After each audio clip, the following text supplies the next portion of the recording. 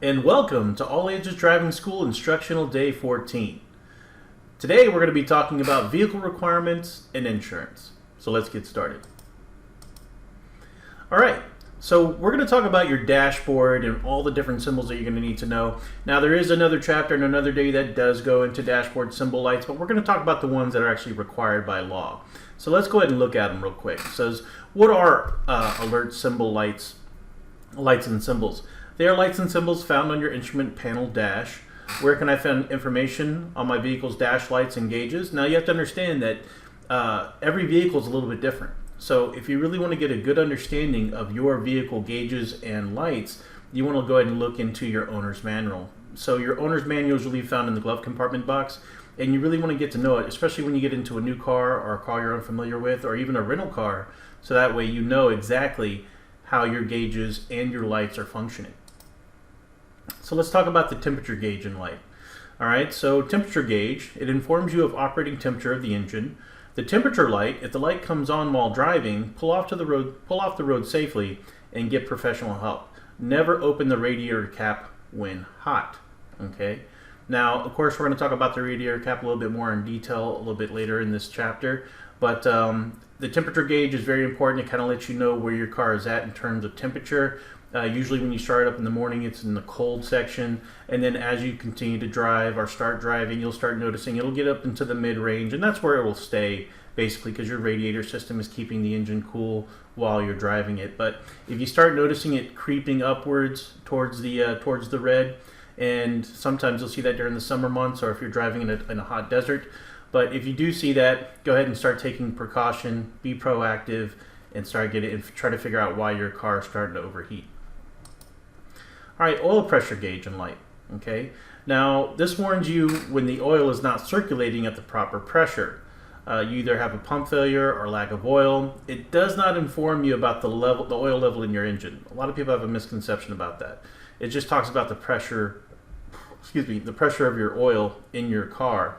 If the warning light or gauge activates, go ahead and proceed to the nearest service station.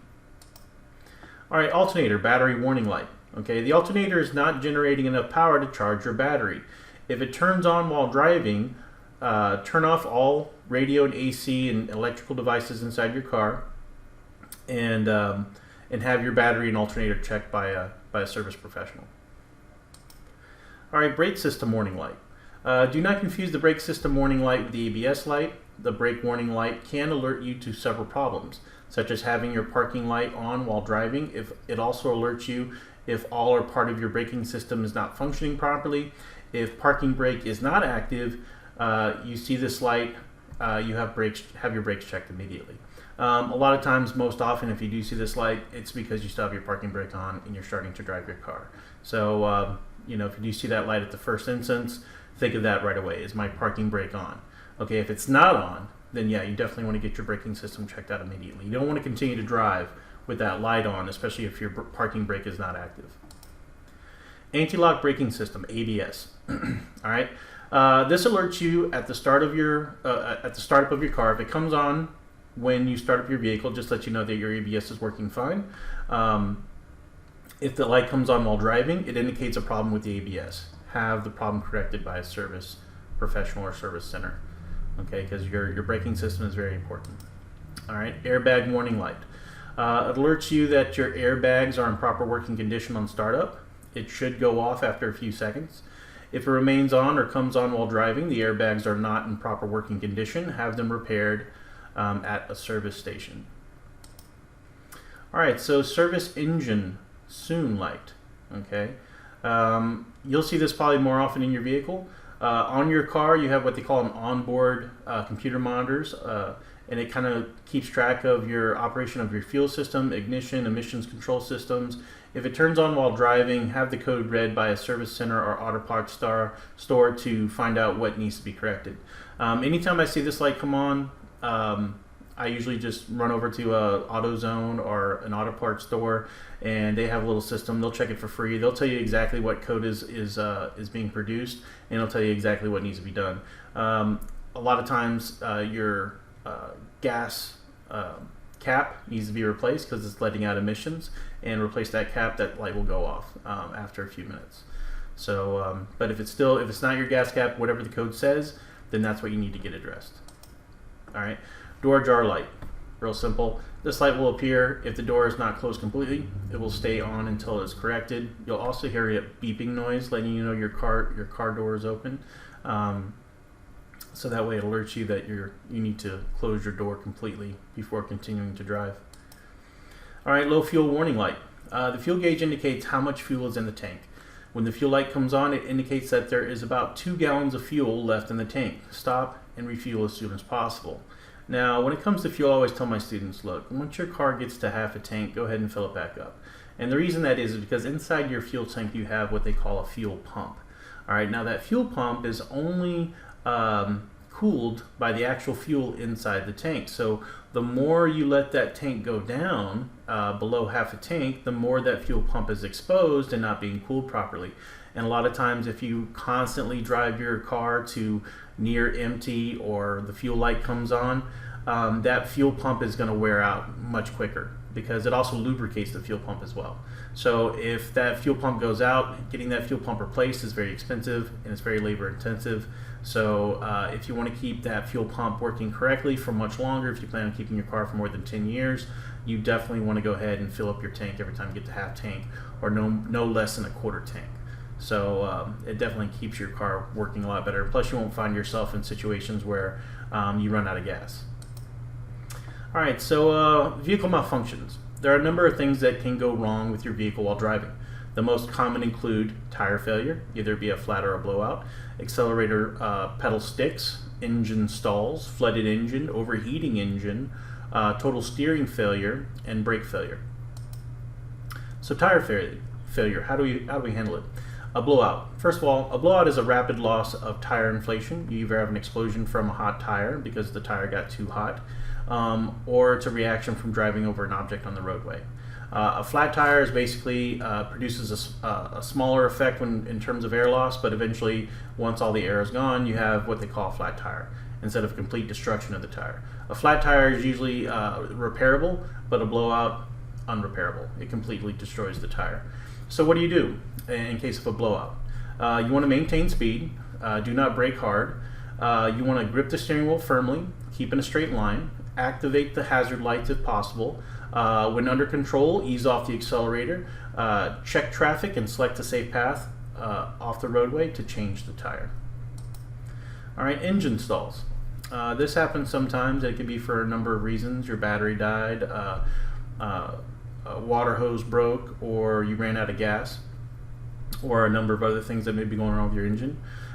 This basically means when your engine stops suddenly while driving. That's what we call an engine stall. So what do? You want to go ahead and shift the car into neutral, activate the hazard lights, activate the starter using the ignition switch several times. So if you have a key, go ahead and turn that ignition. If you have a start button, go ahead and press that start button several times until the engine restarts. If the engine restarts, go ahead and shift to the appropriate gear, accelerate, and turn off the hazard lights.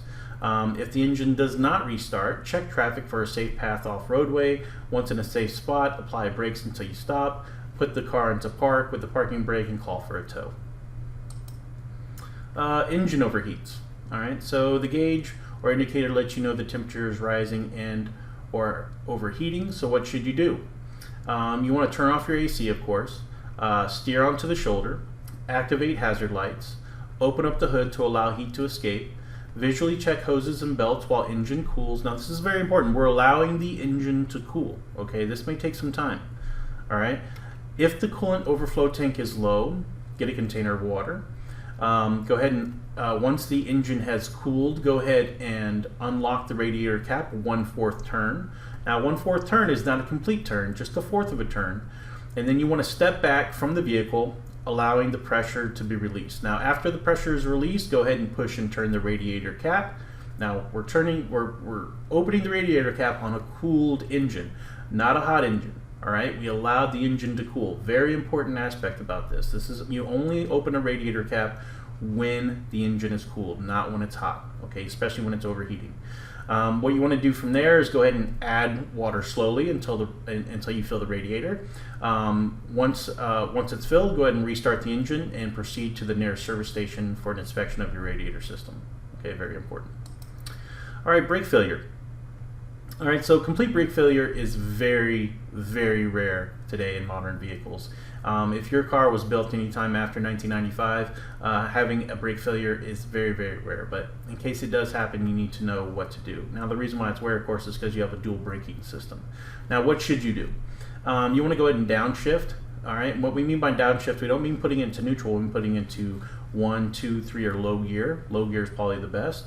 Right? This what it does is it allows the engine to act as a brake, okay? Because you have compression of the engine when you put it into low gear.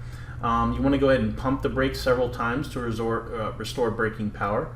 You want to pump the parking brake while releasing the lock mechanism, okay? You want to select a safe path of travel while slowing and steering around obstacles. Okay, this is what happens during a brake failure. So, now vehicle systems.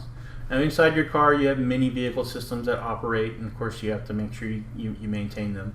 But they include the steering system, which includes the steering wheel, steering column, steering gearbox, steering linkage, power steering. You have the suspension system, which includes springs, shock absorbers, stabilizers, struts, hydraulics. You have an electrical system, which includes the ignition system, charging system, starting system, and accessory circuits. You also have a fuel system, which includes a fuel tank, fuel line, fuel injection, fuel filter, fuel pump, air filter. You also have a braking system, which includes the disc brakes, brake drums, dual master cylinders, brake lines, power brake, parking brake, and anti-lock brakes. Okay, so how do you jump start a car? So this is a quick little video on how to jump start a car. It's real simple. Some people may be kind of wary of doing jump starting a car, but after watching this video you should have a lot of confidence in doing it. Of course, you always want to be safe, but knowing what to do is what's going to allow you to be safe. So let's go ahead and watch this real quick.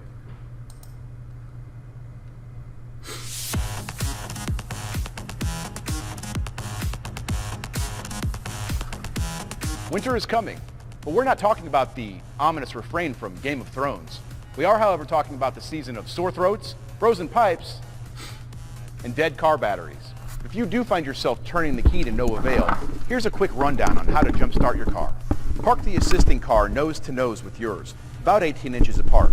Make sure that both vehicles are in park and that their emergency brakes are on and engines off.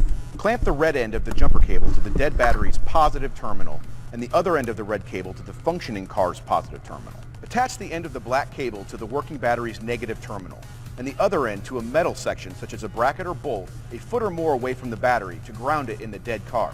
Start the working car and let it run 1 to 2 minutes, revving the engine slightly. Now give your car a try.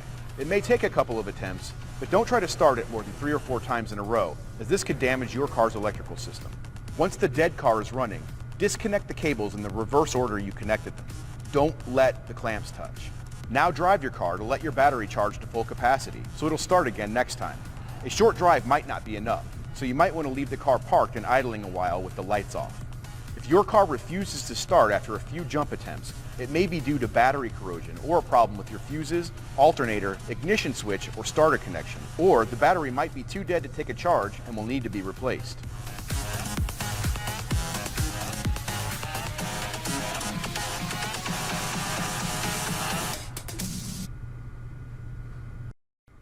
All right, so let's go ahead and start talking about vehicle insurance. Okay, so Texas requires proof that an owner is capable of paying in case he or she injures a person or damages properties in a collision. This is referred to as the Texas Safety Responsibility Law. Most drivers carry auto insurance. They pay a premium or fee to provide protection from financial losses which may arise from a collision or mishap in which they are involved.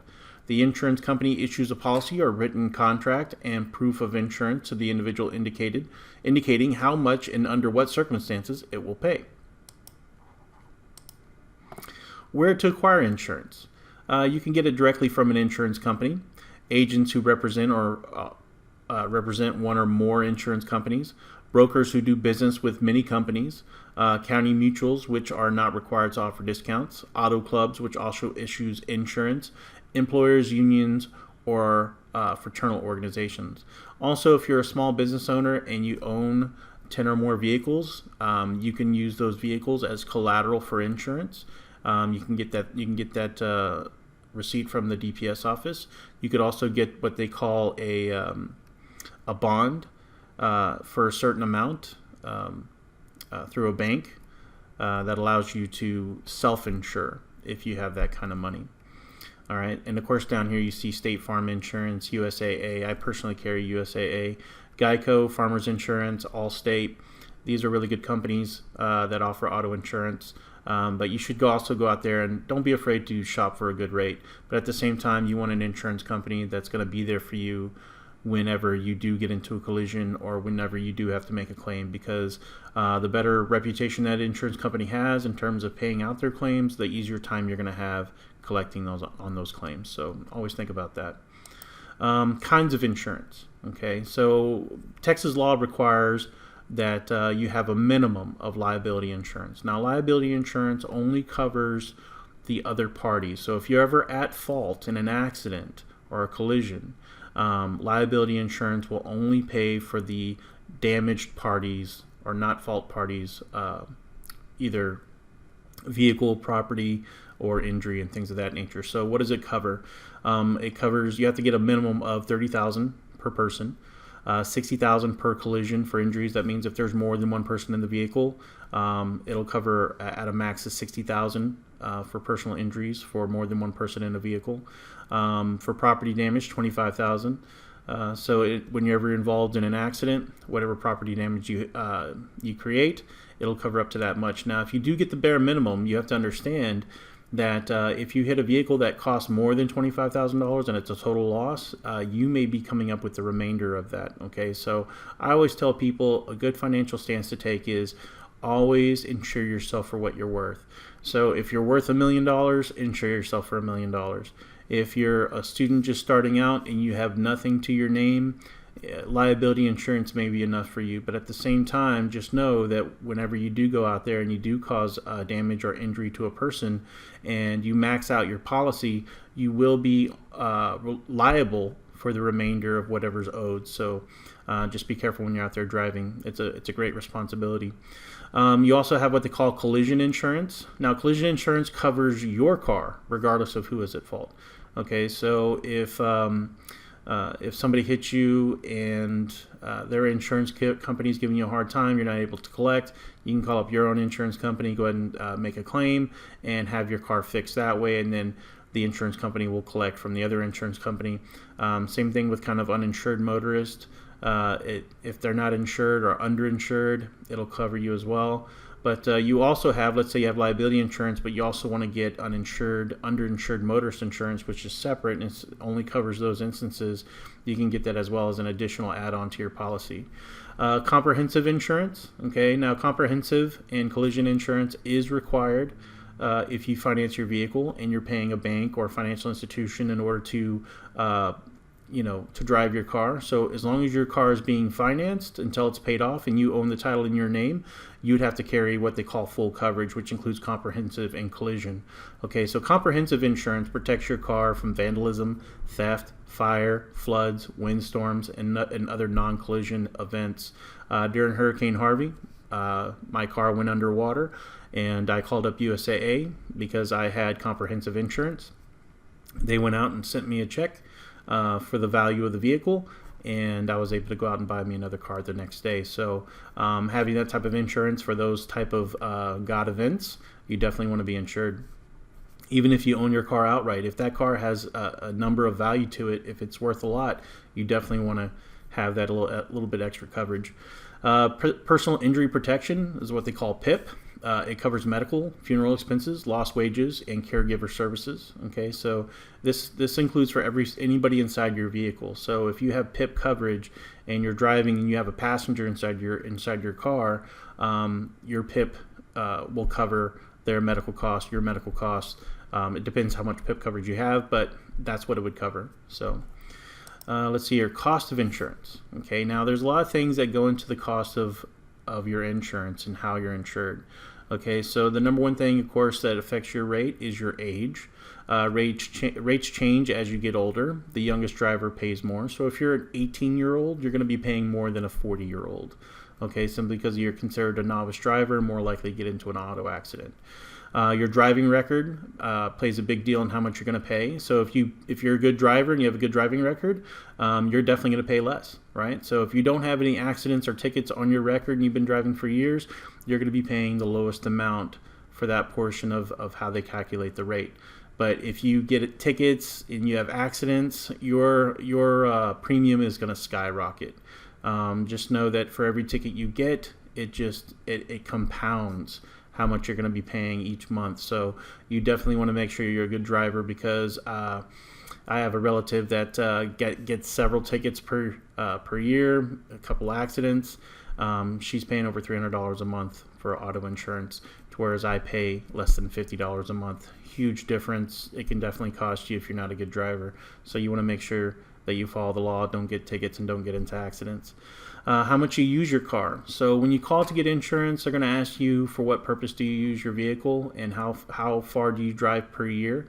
That's going to affect your rate. Okay, so if you drive your car more than 12,000 miles per year, you're going to pay more than somebody who drives less than 12,000 miles per year. Marital status. Okay, so if you're married, you pay less, you pay lower premiums, and usually I think that kind of correlates with you're both sharing a policy, so it kind of helps lower the price a little bit. Gender. If you're a woman, in terms of statistics, you have fewer accidents and tickets than most men. So men, if you are a man, regardless of age, you are going to be paying more than that of a woman based on that portion of the rate. So you get a little bit lower, your rate goes down a little bit if you're a woman compared to a man, if everything else is equal. Okay, where you live, your residence. Where you live and the amount of accidents in that zip code will affect your rate. So if you live in an area of town where there's a lot of accidents and there's a lot of reports for accidents in that zip code, you're going to pay a higher premium because it's considered to be a higher risk area. So if you live in a rural area out in the country, rates will be lower. If you live in a big city like New York City, Houston, LA, you're going to pay a higher premium because there's more cars and there's more opportunities to get into an accident compared to somebody who lives in an area where there's not very many people.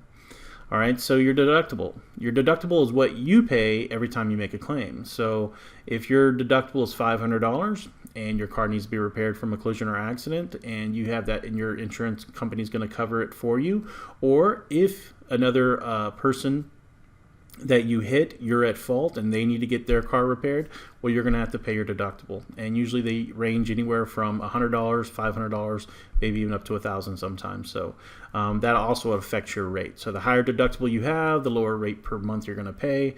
But the lower the deductible you have, the higher premium you're going to pay. So it's all about risk. Are you willing to risk having to pay a higher deductible so you could pay a lower premium? Or are you willing to pay a higher premium in case you do get into an accident, you pay a lower deductible? So you kind of go by what kind of driver are you, okay? So you want to mitigate that risk and determine what's best for you. Special discounts, if you have safety features on your car, from alarm against theft, from safety features inside the vehicle to keep you safe, from airbags, seat belts, anti-lock brakes, all these different things kind of go into how much you're going to pay in your premium based on the amount of features your car has when it comes to keeping people safe inside the vehicle. All right, so dealing with an insurance company after collision. Okay, now anytime you have to understand an insurance company is in business for profit. Okay, they're not in business to give money away. They will find anything and everything. If there's a legal reason for them to deny your claim, they're going to deny it. But if everything is legitimate and you followed it to the T, your policy to the T, what should they pay? Okay, depending on what type of insurance coverage you should have. In most cases, okay, if somebody hits you and they're at fault and their insurance company, you have to deal with their insurance company, this is what they should pay. Even if they only have liability, they should pay your medical and hospital bills. They should pay your wages lost due to injuries. They should pay any type of car rentals while your car is being repaired. They should repair or replace your vehicle up to the actual cash value of the car. And then, of course, they should give you compensation for pain, suffering, if anyone is hurt. Now, this is up to the policy limits, right? So if somebody has liability and it's $30,000, you're the only one in the car, the most that they're going to give out is $30,000 for medical bills, lost wages, pain and suffering, rental car. Now, if it's for the replacement of your vehicle, the most that they're going to give out is $25,000. So depending on how much coverage that person has, those are going to be the limits for what that company pays. So if you're ever involved in an auto accident and it's not your fault, their insurance company should cover a minimum of these things for you, so that way you can get back on your feet and go back to living normal again. So what are your assignments for today? All right, so this is day 14. Your assignments for day 14, of course, you have to read chapter 22 and 23, which is, of course, vehicle requirements and consumer responsibility and insurance. I want you to go ahead and complete exercise A from the workbook for chapter 22 and 23. Again, if you don't know where that workbook is, you go to our website, www.allagesdrivingschool.com. Go to resources. At the very bottom of the page, you can download the workbook PDF file. And everything you need for that workbook is there. Save it to your computer and utilize it every time you have an assignment for this course. And then, of course, I want you to go ahead and ask your parents about their insurance policy and what type of coverage they have and why. Right? So there's no better example than going to your very parents of like, hey, how does insurance work? Who do you pay? Who do you call? How much do you pay? Why do you pay this much? Get to know how the system works, because eventually when you get out there on your own, you're going to have to provide insurance for your vehicle. It's required by law. So these are things that you should know when you get out there in the real world and you're living on your own. So you got to know all about insurance. And just a little, just a little bit of a tip for you. Anytime you get a job, go ahead and get disability insurance. It's very cheap. If you ever get injured or sick while on the job, it'll cover your wages until you're better. Or if you can't work for the rest of your life, it'll cover your wages up to a certain point. So, getting insurance policies can help save you from certain events in life that may occur. Everything from a medical emergency to losing a job to disability, you name it. So a lot of times when people go into a lot of hardship, it's because they were lacking insurance. Okay, so a lot of these insurance are really, really cheap through your employer. So I encourage you to look into those whenever you do get a job and you have a family to support. All right, so insurance policies can be a lifesaver on a gloomy day, and it'll keep you and your family financially secure during hard times. So that's always a good thing to know going into the real world. But so get started on those assignments, and I'll see you tomorrow. Take care.